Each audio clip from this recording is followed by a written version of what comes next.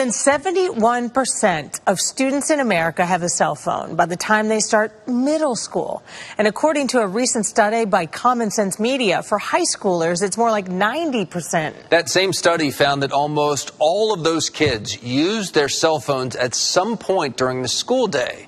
And now some school districts are cracking down with positive results. Scott Kula is like most teenagers. He never has his cell phone too far away.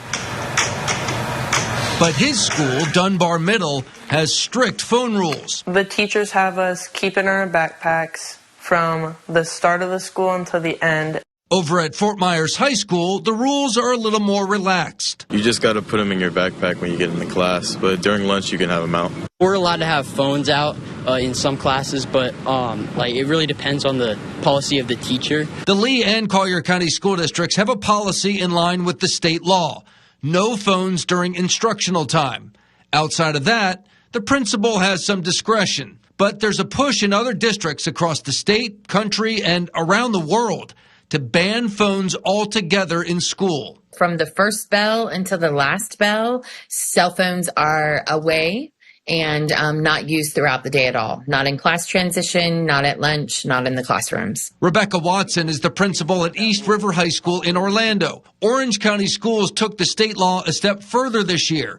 No phones at all unless there's an emergency. I just had a student write me an email yesterday that the student also notices the same that I have, that they are playing games at lunch. They're interacting and talking with one another at lunch. They walk down the halls and interact. And the student told me in his note that it seems more like the high school experience he had been hoping for. How about in terms of academics, or is it too soon to tell? Well, it might be too soon to make the direct correlation, right? But we have been receiving our scores, and particularly our school has gone up in almost all areas academically. So far, we've been pleased. Scott's dad, Rick Kula, says he saw firsthand last summer how limiting phone access can change kids for the better. They were on a Boy Scouts camping trip, and on day 3, they tried a no phones policy. Within an hour, it was like magic. I would not have believed it if I didn't see it firsthand. They got along better. They were socializing.